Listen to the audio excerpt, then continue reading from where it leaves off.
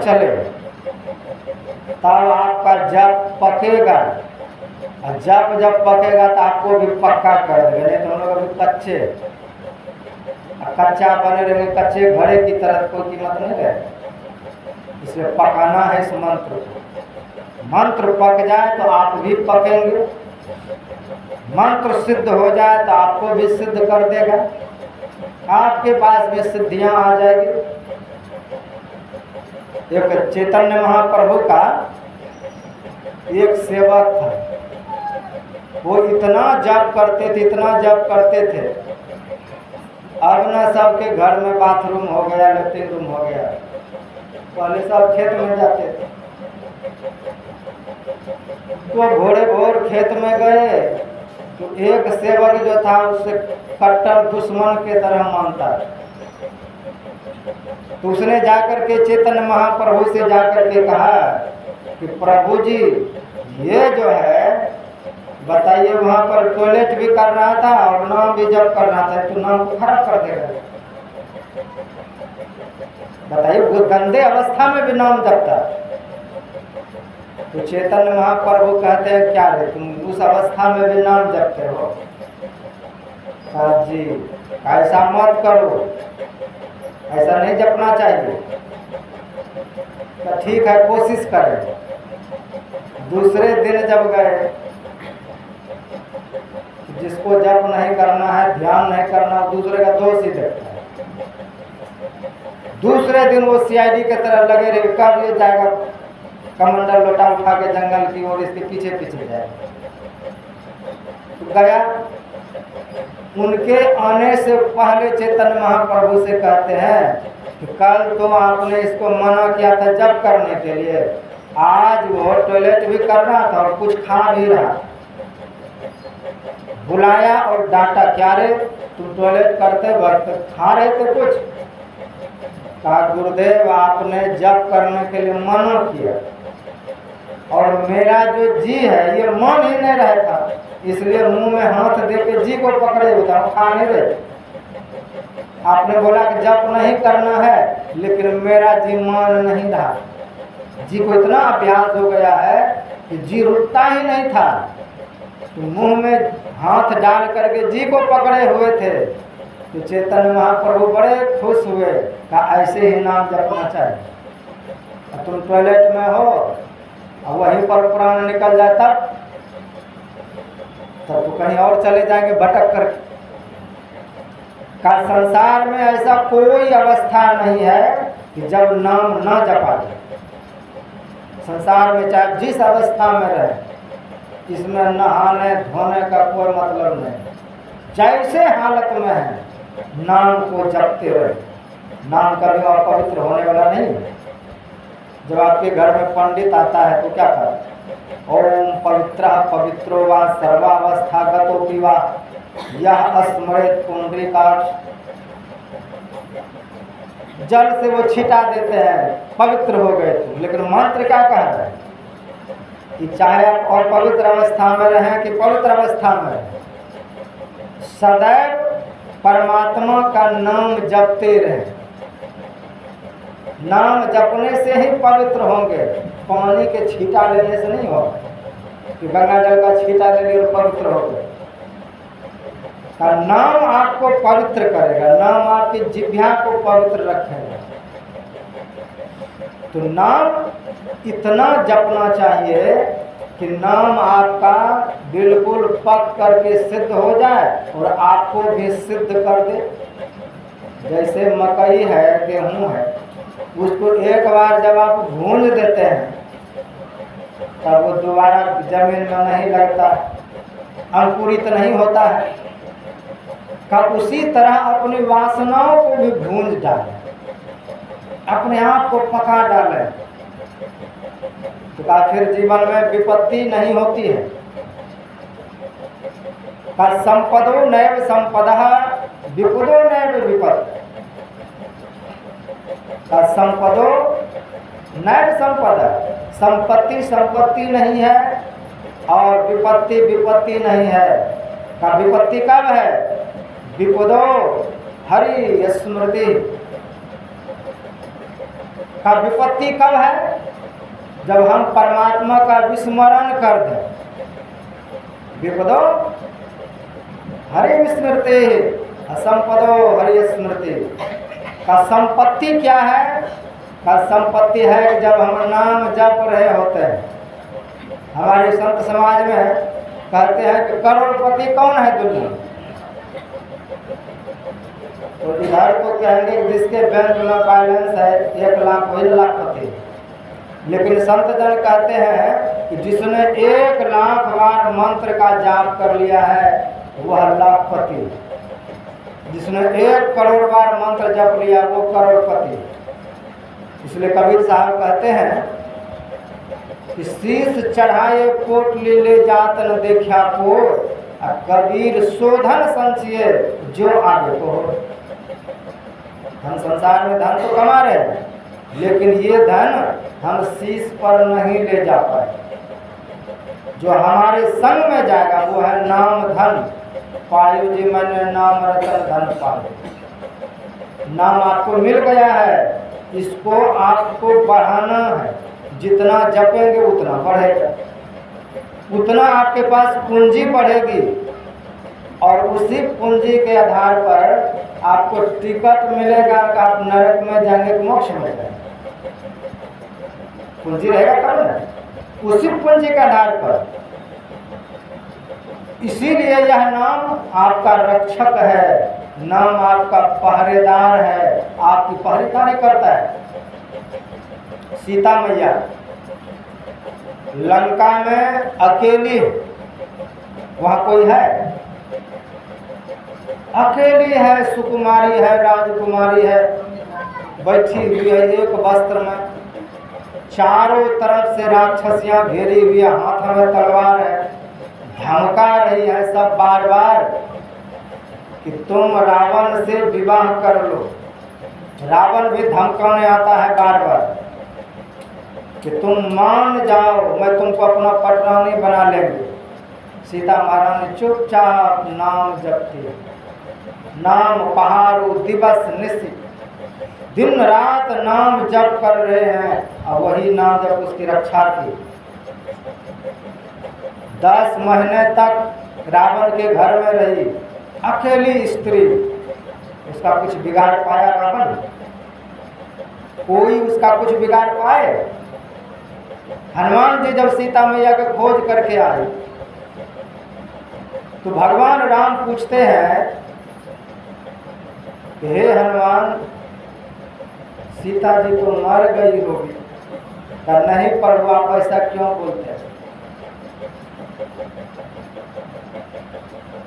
इसलिए मैं ऐसा बोल रहा हूँ कि जब मैं अयोध्या से निकल रहे थे, वनवास मुझे मिला था।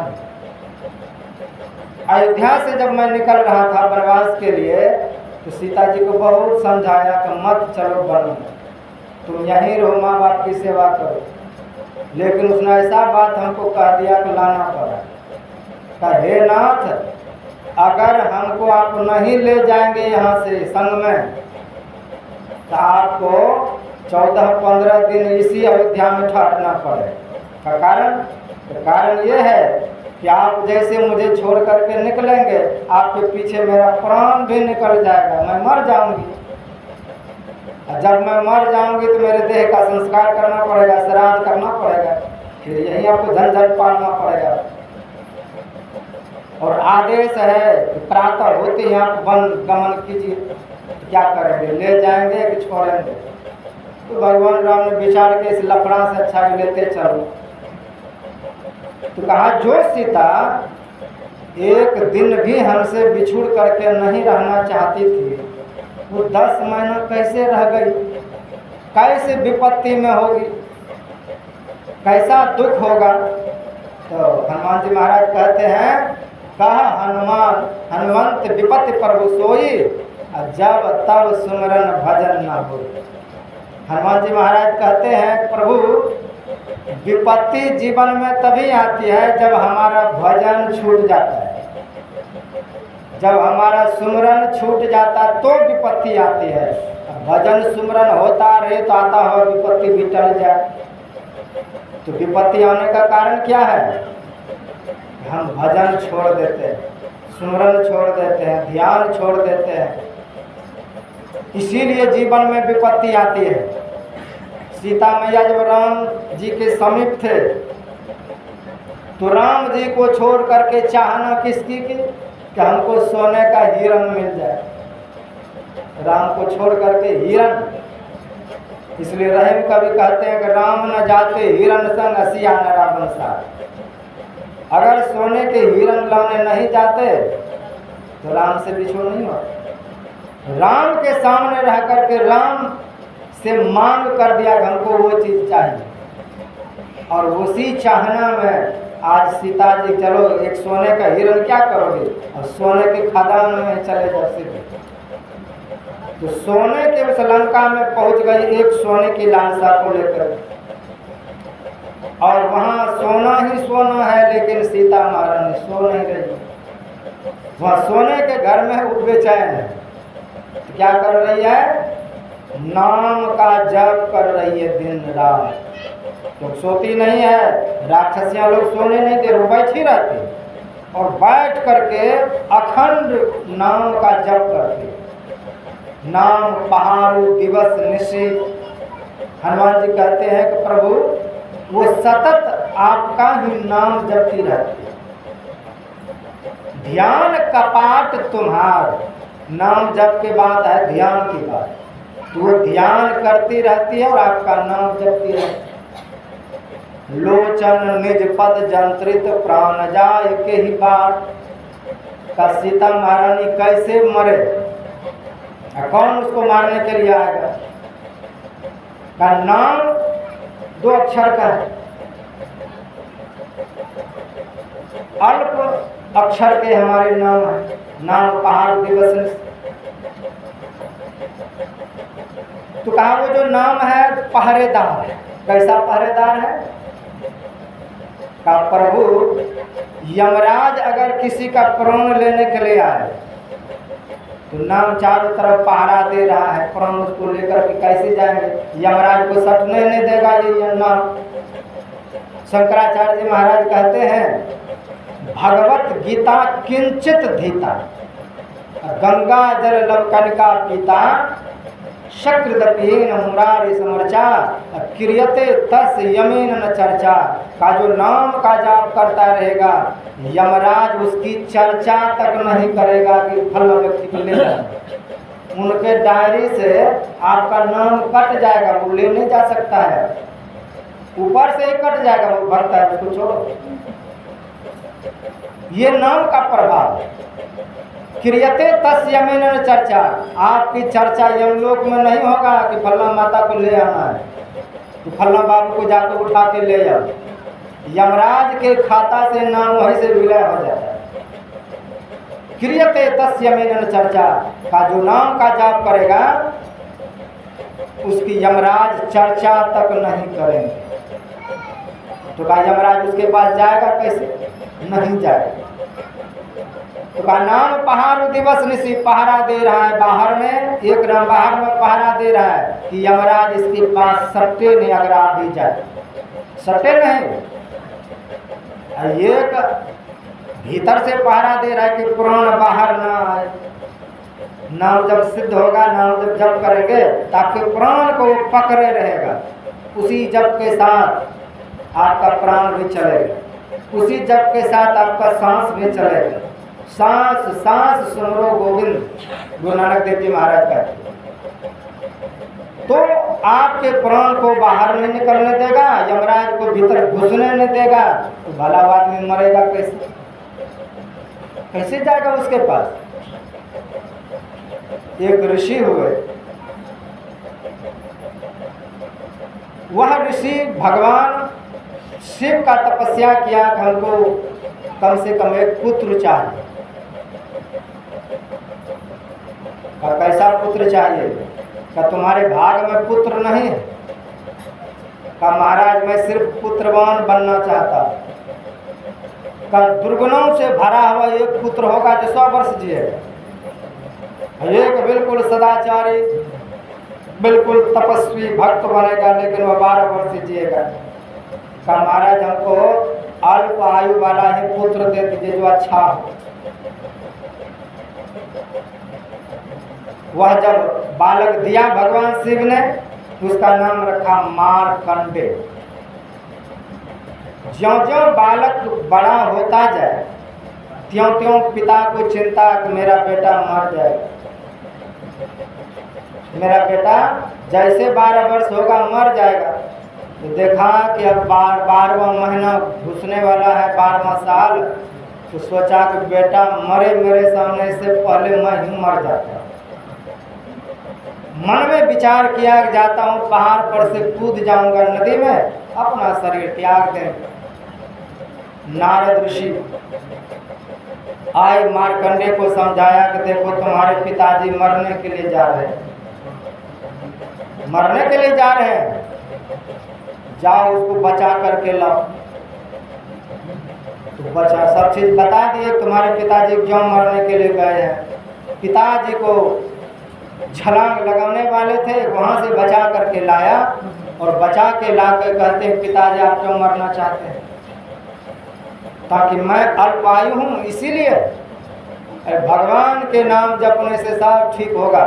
आज नारद ऋषि ने मुझको नाम दान दिया है, दीक्षा दिया है, इस नाम को जप करके अब मैं सिर्फ 12 वर्ष में मरने वाला नहीं, अपने को अमर कर लूँगा, आप चिंता मत कीजिए। कहते मार्कंडेय ऋषि जप करने के लिए बैठ गए। बिल्कुल जप करने जब बैठे, जैसे 12 वर्ष हुआ तुरंत यम के दूत वहाँ पर आ गए लेने के। वो इतना जप किए थे, इतना जप किए थे, यम का जो दूत है वो उस पर पास फेंके तो पास वापस हो जाए। लौट करके गए यमराज के पास, महाराज आप ही से उसका प्राण लिया जाएगा, हमसे नहीं होगा। और जब यमराज आए स्वयं भैंसे पर सवार, उसका आयु बिल्कुल पूरा हो चुका है, मरने के समय आ गया, वो जप में तल्लीन है। आंख खोला तो देखा भैंसे पर यमराज सवार है, उस पर पास फेंक रहे हैं बारंबार। वो जप कर रहे हैं अनवरत रूप से, आर्त स्वर में भगवान को पुकारा, प्रभु रक्षा कीजिए। और यमराज बारंबार उस पर पास फेंके प्राण लेने के लिए, तो भगवान प्रगट हुए और प्रगट होकर के यमराज पर क्रोधित हुए। अरे मूर्ख यमराज, तुम इस पर क्यों अपना पास फेंक रहे हो। कहा प्रभु इसका समय हो गया, का ये भजन कर रहा है, अभी नाम जप रहा है, तुम इस पर कैसे अपना बाण चला रहे हो।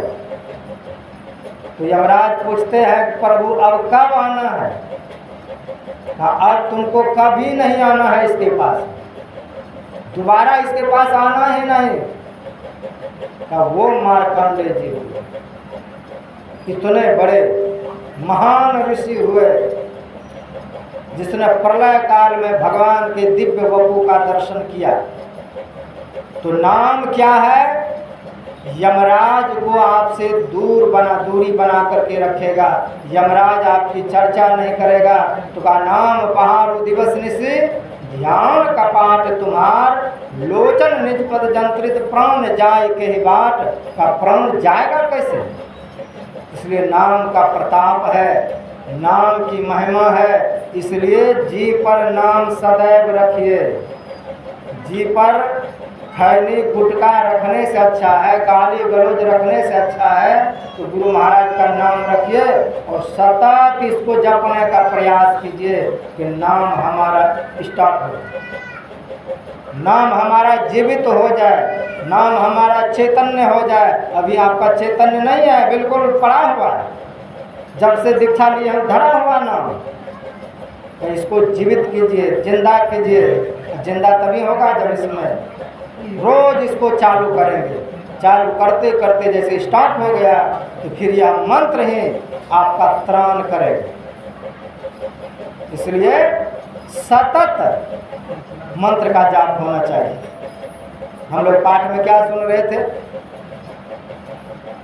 कि नाम स्वप्रेम पीयूष हृदय तीनों किए मन में, सकल कामना हीन जे राम भगत रस लीन।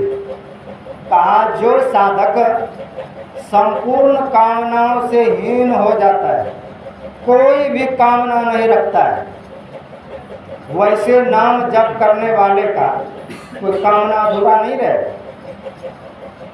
आपके मन में अगर कोई कामना जग जाए, वो वस्तु पहले इकट्ठा हो जाए।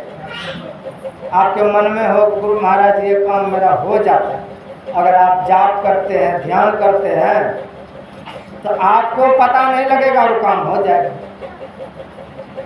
कोई न कोई बहाना लग करके हो जाए। ये है आपके मंत्र की सिद्धि कि आप मन में सोचे और वो काम हो जाए। आप चाह किए और काम हो जाए। यहाँ गोस्वामी जी कहते हैं कि सकल कामना हीन जे राम भगत रस लीन, नाम सप्रेम पीयूष हृदय तिन्ह किए मन में। तो कहा पानी में जो मछली है, पानी को मछली प्रिय है कि मछली को पानी प्रिय है? मछली को अगर पानी से बाहर करेंगे तो तड़प तड़प के मर जाएगा। कितना प्रेम है। रहीम कवि बहुत सुंदर बात कहते हैं कि मीन कटी जल धोइए, खाए अधिक प्यास, रहमन प्रीत सराहिए, मुए मीत के यास। मछली को खाए कभी, उसका परिणाम बता रहे हैं। कहा जो कोई भी मछली खाया हो कभी, उसको पता होगा कि मछली खाने से प्यास बहुत लगती। रहीम जी ऐसा कह रहे हैं। कहा मछली पानी में था, उसको मछुआरा ने अलग किया तो तड़प तड़प के पानी की आग में मर गए। फिर उसको काटे, फिर धोए, फिर सिद्ध किए पानी में। कहा मछली खाने के बाद भी भीतर से भी वो पानी पानी ही कर रहे हैं। मछली खाए और पानी गिलास के गिलास डालते जा रहे हैं। तो रहीम कवि कहते हैं कि मछली को पानी से कितना प्रेम है, मर गया लेकिन पानी का याद नहीं है। पेट में चला गया, ऊपर से वो पानी मांग रहा है। खाए अधिक प्यास, का रहमन प्रीत सराहिए, मुए मीत के यास। का पानी रूपी मित्र के यास में, इंतजार में तड़प तड़प के वो मर गया। का ऐसे ही हमारा मन होना चाहिए। कैसा? मछली के तरह। नाम सो प्रेम पीयूष हृदय। क्या नाम क्या है? प्रेम रूपी सरोवर है, अमृत रूपी सरोवर है। तीनों किए मन मीन। का मन हमारा मछली है। का जैसे मछली को पानी प्रिय है, ऐसे हमारे मन को मंत्र प्रिय लगना चाहिए। एक क्षण भी उनसे अलग रहना बर्दाश्त न हो। ऐसा हुआ? ऐसा प्रेम मंत्र से जब होगा, तब जीवन में क्या कमी रहेगा? तो क्या गुरु महाराज आपसे कभी दूर रहते रहेगा? नहीं रहेगा। का मंत्र परम लघु, बहुत छोटा मंत्र। जासु बस रिधि हरि हर सुर सर। इतना छोटा मंत्र है जिसको जपने से ब्रह्मा जी आपके बस में हो जाएंगे, विष्णु भगवान आपके बस में हो जाएंगे, भगवान शिव आपके बस में हो जाएंगे। विधि हरिहर सुर सर्व का जितने देवी और देवता हैं, आज जिस देवी देवता से मना रहे हैं 3 लाख ये दीजिए वो दीजिए, तो वो सब आपके बस में हो जाएगा। मेरा आश्रम जहाँ है, उस आश्रम से 2 किलोमीटर पीछे गुरु महाराज का एक परम शिष्य हुए रामेश्वर दास जी महाराज। उनके पिताजी 1 नंबर के भगत गाने वाले, भजन कीर्तन जो होता है, भगत गाते। तो एक दिन रामेश्वर बाबा सत्संग करने बैठे हुए हैं और उनके पिताजी झाल खंजरी लेकर के निकल पड़े। का पिताजी कहाँ जा रहे हैं? का बगल में ही भगत है, भगत करके आ रहा। तो भगत करने गए, वहाँ भगत खूब गाए, फूल दरिया फूल सब चीज कर दिए, एक भी देवता उतरे नहीं शरीर पर। बड़ा परेशान, क्या हो गया गलती, एक भी देवता नहीं उतर रहे हैं। भक्ति समाप्त करके रामेश्वर बाबा के पिताजी घर लौट आए झाल खंजरी लेकर। तब तक मैं यहाँ आरती हो गई। तो पूछते हैं कि पिताजी बहुत जल्दी आज लौट आए, भगत से 4 पहर का भगत और इतना जल्दी आ गए। तो क्या बताएं, आज एक से एक मनौन गाए, कोई देवता नहीं प्रकट हुए, कोई देवता फुलदरिया पर नहीं उतरे, इसलिए भगत को समाप्त करके चले गए। तो पूज्य बाबा कहते हैं कि आप लोग, आपका जो देवता है सब हमारे सत्संग में बैठे हुए, आप वहाँ भगत गा रहे थे तो ये सत्संग छोड़ के जाता? कोई भी देवता सत्संग से उठ के नहीं गया, तो कहाँ से आपका देवता उतरता? आप जाइए भगत गाइए, अब गाएंगे सब देवता फटाफट उतरेंगे, जाइए आप। तो पिताजी उनके गए और वहाँ भगत चालू किए, सब देवता फटाफट होने लग गए, सब देवता उतरने लग गए। गोसाई का सत्संग ऐसा है, मंत्र जपने वाला ऐसा है कि उसके बस में सब देवी देवता हो जाता है, उनके बस में कोई नहीं अलग रहता है। विश्वामित्र में इतनी शक्ति आ गई थी, वो अलग से इंद्र बना सकते थे, अलग से वो स्वर्ग बना सकते थे, इतना उसमें शक्ति था। जो ब्रह्मा में शक्ति वो उसमें शक्ति आ गई। इसलिए कहा विधि हरिहर सुरसर्ग। विश्वामित्र जी इतना जप किए हैं जीवन में, इतना तपस्या किए हैं, इतना ध्यान किए हैं कि ब्रह्मा वाला उसमें शक्ति है। हरिश्चंद्र के पिताजी एक बार अपने गुरु वशिष्ठ जी से कहते हैं कि गुरुदेव मैं स्वशरीर स्वर्ग जाना चाहता हूँ। तो कहा स्वशरीर तुम जाना चाहते हो, लेकिन मैं तुम्हारा यज्ञ नहीं करूँ।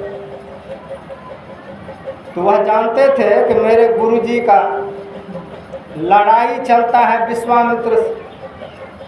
तो दौड़ करके चले गए विश्वामित्र के पास कि महाराज मेरे गुरुजी कहते हैं कि कोई स्वशरीर स्वर्ग नहीं जा सकता है, क्या आप यज्ञ करा देंगे? तो कौन कहता है? का मेरे गुरुजी का, मैं करा दूंगा यज्ञ, दुश्मनी में कुछ भी हो जाए। का तुम्हारे गुरुजी कहते हैं कि नहीं जाएगा, लेकिन मैं तुमको स्वर्ग भेज दूंगा, भेज दूंगा स्वर्ग। यज्ञ प्रारंभ किया। पहले वशिष्ठ जी के 100 बेटे थे, उनके पास भी गया, उसने भी श्राप दे दिया उसको। तो वशिष्ठ जी जब यज्ञ करने से मना कर दिए तो विश्वामित्र चालू किए, और जब यज्ञ करने लगे अपने प्रताप से उसको स्वशरीर स्वर्ग भेजने। और जैसे स्वर्ग में प्रवेश किया, वहाँ इंद्र ने देखा कि गुरु से शापित होकर के यह व्यक्ति स्वर्ग में प्रवेश किया। ऐसा लात मारा उसको कि स्वर्ग से हड़बड़ा करके गिरा धरती की ओर। अब चिल्लाते आ रहे हैं कि विश्वामित्र जी मेरी रक्षा कीजिए, रक्षा कीजिए। तब तक लटक गया धरती पर आकर, रोका उसको, उल्टे टंग गए त्रिशंकु। उन्हीं के लार से कहते हैं कर्मनाशा नदी जो बिहार और यूपी के सीमा पर है, जिसमें स्नान करने मात्र से मनुष्य का पुण्य समाप्त हो जाता है। गंगा में पुण्य होता है, उसमें पुण्य ही समाप्त हो जाता है। तो विश्वामित्र जी कहते हैं तुमको स्वर्ग से भगा दिया, मैं तुम्हारे लिए नया स्वर्ग, नया नक्षत्र, नया इंद्र सब कुछ बना करके देता हूँ, तुम मेरे स्वर्ग में जाओ। जब स्वर्ग की रचना करने लगे विश्वामित्र जी, तो ब्रह्मा जी प्रकट हुए, भगवान प्रकट हुए कि ऐसा अन्याय मत करो, इस स्वर्ग की महिमा घट जाएगी, तुम्हारे अंदर बहुत शक्ति है, तुम नया सब चीज बना सकते हो, इसलिए छोड़ दो। तो ब्रह्मा जी के विनती करने पर विश्वामित्र ने छोड़ा। तो कहा ये किसका प्रताप है? कहा नाम जप का प्रताप है, कि नाम जपने वाले के बस में ब्रह्मा हो जाता है। ये मंत्र क्या करता है? आपके गुरु को, आपके इष्ट को इस दुनिया में वो कहीं रहेगा, आपका मंत्र उसको पकड़ करके आपके हृदय में कैद कर देगा। ये काम किसका है? ये काम मंत्र का है। भगवान को हृदय में बस करना, इष्ट को हृदय में बस करना, मानस ध्यान को पक्का कर देना, ये नाम का परिणाम है। जो नाम जप नहीं करेगा, बड़े से बड़े बाबा के पास जाएगा, बाबा हमको आशीर्वाद दीजिए, ध्यान में मन लगे, उनके आशीर्वाद से भी आपको कुछ नहीं हो। एक ही उपाय है कि नाम को जपिए। नाम जपेंगे तो आपका मन अपने आप ध्यान की ओर खींचा जाएगा। किसी का आशीर्वाद से आपको समाधि नहीं लगेगी, नहीं तो साहब गुरु महाराज हाथ उठा के कहते साहब का समाधि लग जाए, काम खत्म है। ऐसा नहीं होगा। तो जो नाम का जप करेगा उसको किसी के पास शिकायत करने की जरूरत नहीं, किसी अन्य के आशीर्वाद की जरूरत नहीं है। वो नाम समर्थ है आपको आशीर्वाद देने के लिए। नाम भगवान है, नाम परमात्मा है, ये नाम बहुत कुछ है। वो समझ लिखते हैं कि ये नाम ही आपके लिए सब चीज है। इस नाम का खूब जप कीजिए। जब ये जप आपका बिल्कुल सिद्ध होगा तब ये फल देगा। इस संसार में आरत नाम जपहि लौ लाए, लौ लगा करके जब जप करेंगे वो ही सिद्ध अनिमादिक पाए। आपको अनिमा महिमा गरिमा ये जितने सिद्धियां हैं, छोटा होना बड़ा होना, ये तमाम तरह के चीज मिले। का भक्त लोग जप करके सिद्धियों को लाते हैं और भगवान जन्म के साथ ही सिद्धि को लेकर के आते हैं उनकी सेवा में। साधक की सेवा के लिए सिद्धि मिलती है।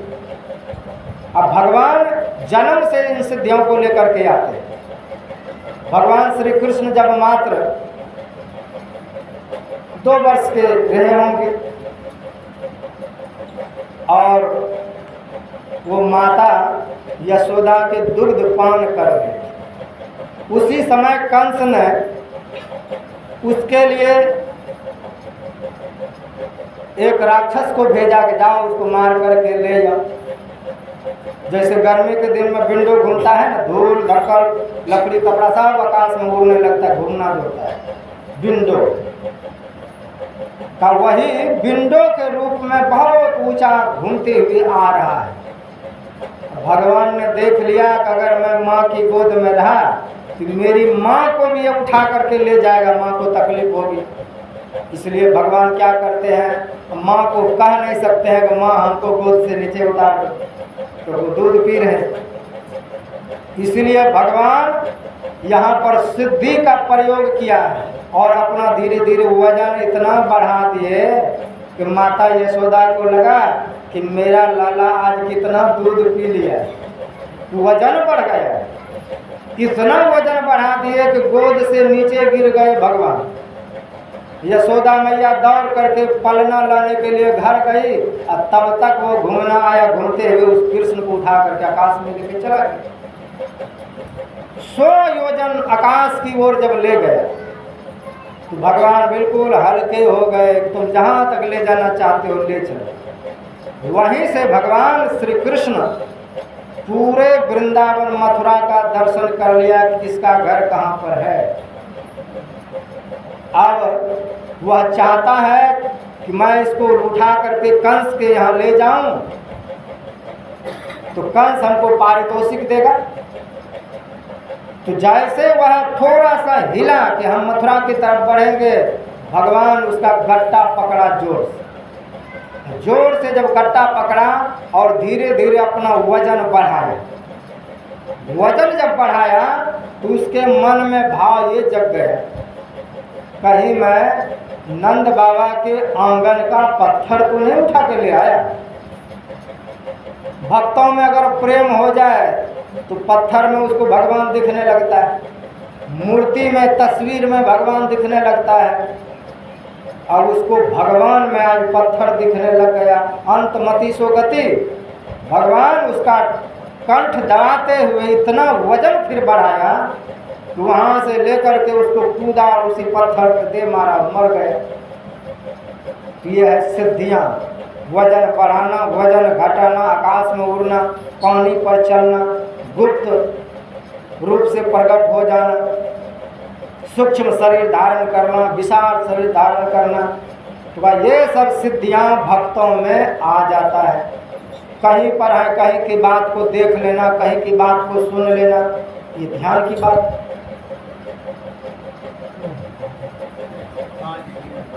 तो कहा इस तरह से जीवन में जप की बड़ी ही महिमा गाया गया है हमारे धर्मशास्त्र में कि जप करने वाले इस संसार सागर से तर जाते हैं। और यह जो गुरु महाराज का दिया हुआ एक जप है, यह है वर्णात्मक जप। और पाठ में वर्णात्मक जप की ही महिमा, ध्वन्यात्मक जप की महिमा इसके पीछे है। तो इसमें सिर्फ वर्णात्मक नाम की महिमा है। इसको जपते जपते जब जप सिद्ध होगा तो रूप सिद्ध होगा। गुरु महाराज का जब रूप आपका सिद्ध हो जाएगा, प्रकाश मंडल में जाएंगे, तब वहाँ पर शब्द, और शब्द जहाँ तक है, तो जब साधक बहुत गंभीर होता है तो इस अंधकार मंडल में भी उसको शब्द मिल जाता है। तो शब्द का ध्यान जो है वह है ध्वन्यात्मक नाम। इसी को गुरु महाराज कहते हैं कि राम नाम अमर नाम भजो भाई सोई, सोई सत धुन सब घट घट होई। ये ध्वन्यात्मक नाम की महिमा है। इसको दूसरे दिन की चर्चा में हम लोग सुनेंगे। आज सिर्फ वर्णात्मक नाम की महिमा थी। बोले गुरुदेव भगवान श्री सद्गुरु महाराज की जय। अभी हम लोग